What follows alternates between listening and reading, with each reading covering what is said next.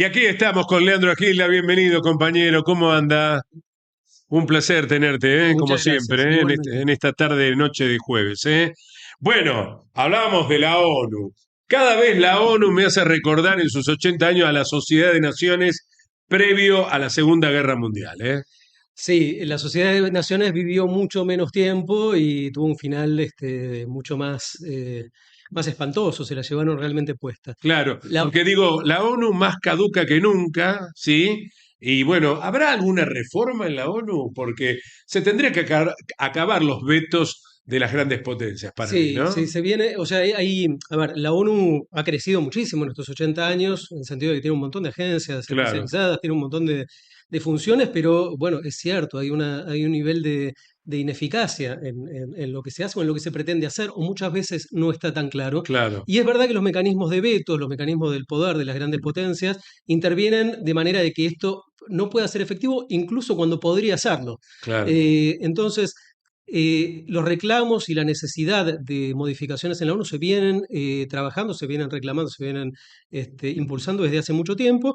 Pasa que, por supuesto, tampoco hay acuerdo sobre eso. Tenés distintos grupos de países que Claro, plantean distintos tipos de reforma y algunos que venían planteando que ninguna reforma era mejor. El claro, organismo clave, vos lo sabés, es el Consejo de Seguridad de Naciones Unidas, es exactamente. donde están las cinco potencias que ganaron la Segunda Guerra Mundial hace 80 años hoy y que son quienes tienen el poder de veto. Y bien, ahí está, digamos, la clave un poco de por lo menos decida lo que decía el voto de la Asamblea de la ONU, que es por mayoría, se decida lo que se decida, se haga lo que se haga. De todas maneras, si está el veto en el Consejo de Seguridad, Claro. ahí hay un problema. Lo que está ocurriendo ahora es que ya está o sea, no solamente el nivel de ineficacia que tiene y de estos problemas que viene arrastrando, sino que las propias potencias que impulsaron, que llevaron adelante y que se beneficiaban de este mecanismo en el cual funciona la ONU, incluyendo potencias europeas, incluyendo Estados Unidos, son quienes también están empezando a pedir o a exigir o a llamar la atención sobre la necesidad de una reforma. En particular, Estados Unidos con el gobierno de Trump eh, se ocupa muy claramente de socavar absolutamente todo lo que la ONU significa. Toda la gestión internacional de Trump apunta a torpedear, de hecho, el funcionamiento de la ONU y en su discurso que dio ayer, incluso hasta irónicamente tomando detallecitos de que no le funcionaban las escaleras mecánicas, de que le pagaban el teleprompter, pero diciendo esto no funciona de ninguna manera. Entonces, la reforma es inevitable. En el estado del mundo actual, eh, Y ante el avance de la multipolaridad, claro. algo tiene que cambiar, Claro, es ¿no? que esa es la otra pata de esto. El peso de China y el cambio en el balance global es lo que Claro, marca esta claro. situación en la cual este arreglo que se acordó hace 80 años ya no da para más. No da para más. Entonces, lo gracioso, curioso, es que Estados Unidos, gran beneficiario, gran impulsor, gran sostén de este esquema Claro. hegemónico, multilateral, liberal de estos últimos 80 años, es quien hoy está más torpedeando esos principios, desde el Claro. libre comercio de la Organización Mundial de Comercio, un montón de cuestiones, Subiendo aranceles también, ¿no? indiscriminadamente. Se acaba el libre Indiscriminadamente. comercio Fíjate multilateral. vos qué asombroso lo de Trump, ¿no? De pronto estuvo reunido con Milei, pero alabó y elogió a Lula, que Claro. Lula se paró en las Naciones Unidas diciendo, a Brasil se lo respeta por su soberanía y también se va a respetar la democracia en Brasil, Hay- porque hay- sabemos que tiene un frente perdido ahí Trump frente a Lula, que es la detención de Bolsonaro. sí, Entonces se aferra, digamos, al presidente Milei, ¿no? Que prácticamente Lula, ha tenido un papel bastante indecoroso frente a Donald Trump en la última reunión. Lula cumplió un poco lo que decíamos la otra vez que iba a hacer, que lo iba a saludar de todas maneras.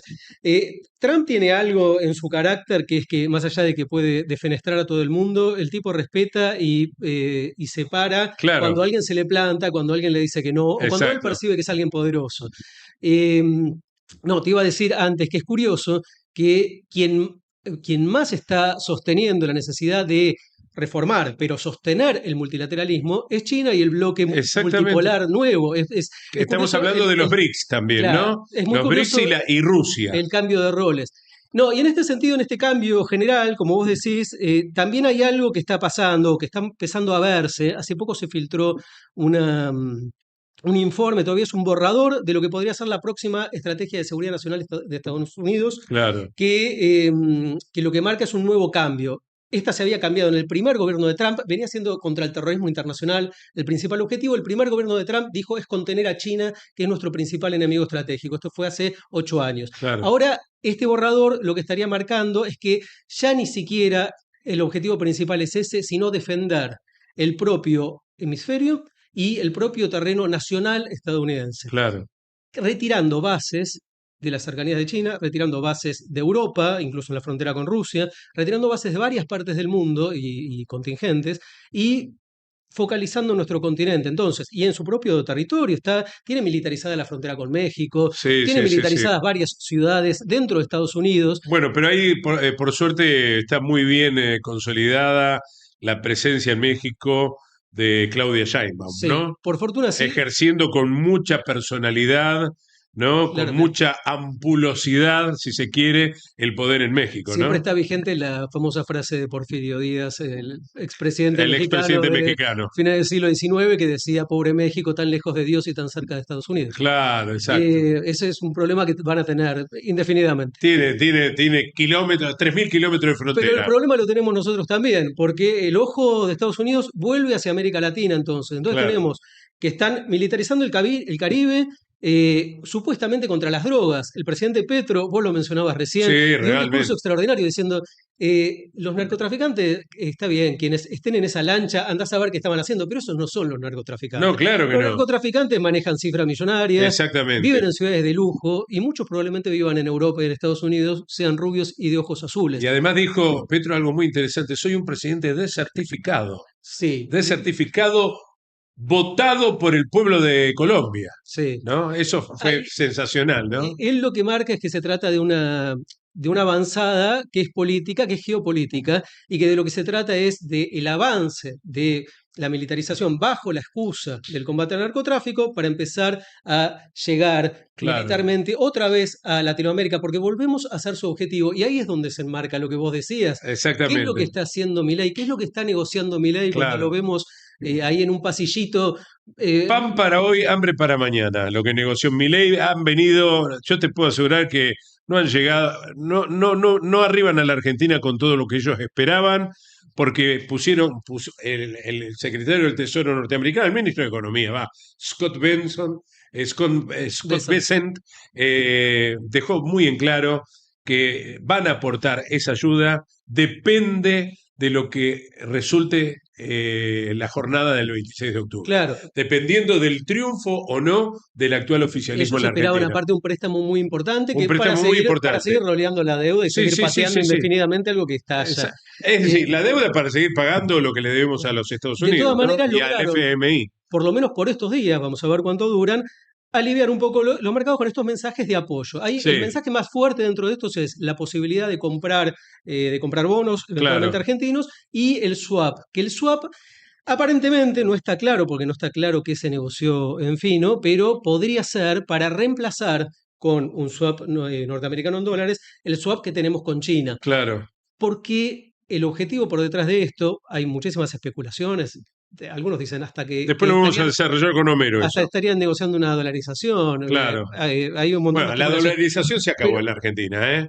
pero Para mí se acabó como cuando dijo voy a hacer estallar el Banco Central. Bueno, claro, eso lo voy a hablar con Homero después, pero claro. ninguna de esas dos premisas se han cumplido, ¿eh? Pero lo que sí está seguramente sobre la mesa se trata de eliminar, de limitar, en el mejor de los casos, eliminar desde la perspectiva norteamericana, la presencia china en América del Sur y en Claro, particular en Argentina. Entonces, si ellos pueden reemplazar el swap con China, si ellos pueden presionar y tener mucha mayor presencia política, ya directamente, ni siquiera a través del FMI, que últimamente era apenas un brazo indirecto de Estados Unidos, claro, sino directamente con Estados Unidos, claro.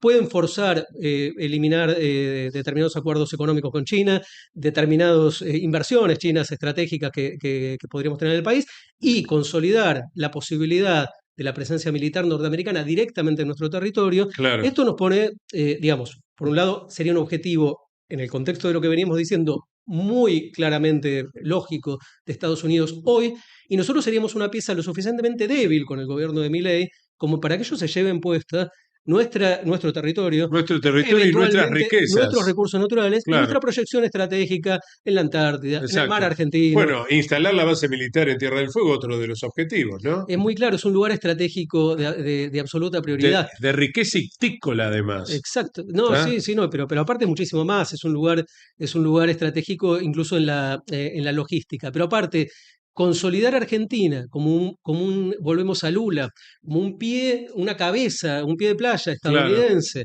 en un esquema en el que Lula, por lo menos Brasil por ahora, se planta dentro del armado de los BRICS, también nos lleva a una hipótesis de conflicto con claro, Brasil que no totalmente. teníamos desde hace 50 Pero años, más o de menos, sí. 40 años. Un poquito Eh, más, un poquito más. No, 50 años en está los bien. años 80, 40, 50 50. años había una hipótesis de conflicto. Entonces, ¿en qué situación nos está poniendo en Claro, cuanto a nuestra soberanía? Soberanía económica, soberanía claro. territorial, Sí, soberanía sí, sí, sí. política y eventualmente incluso nuestra seguridad internacional. Internacional, exactamente. Bueno, a propósito, Palestina y los votos. Gran vacío Netanyahu en Sí, el Consejo de las Naciones Unidas, más Pakistán, más Arabia Saudita.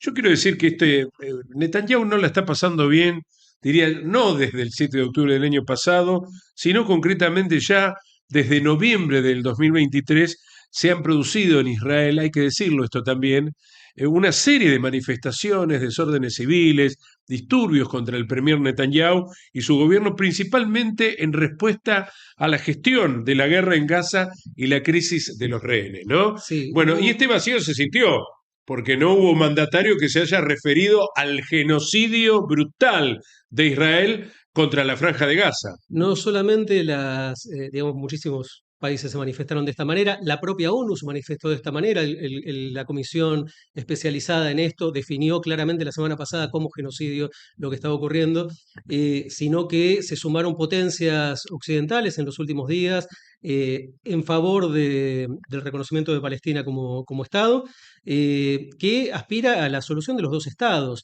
Claro, No se trata de una propuesta anti-israelí.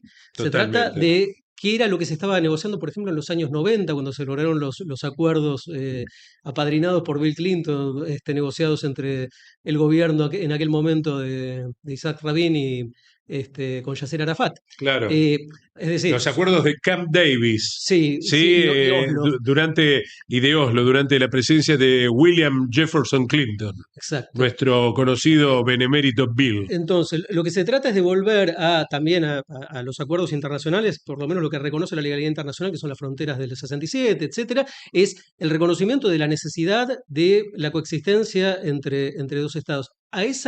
Hacia eso es hacia lo que parte esto. Ninguno de estos países, Francia, Gran Bretaña, Canadá, Australia, que se sumaron estos últimos días, Portugal, Claro, Bélgica con algunos condicionamientos, ya suman 155 países, son el 80% de la ONU.